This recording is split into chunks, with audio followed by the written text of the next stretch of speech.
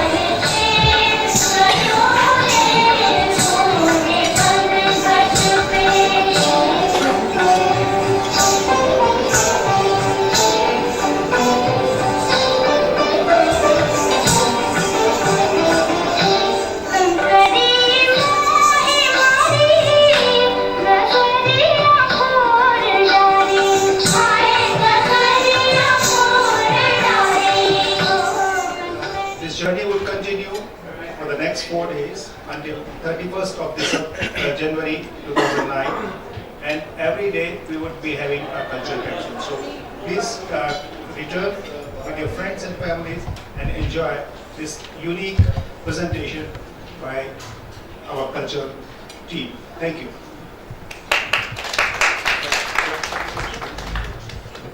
Культурной программы на сегодняшний вечер, но это всего лишь первая программа из последующих.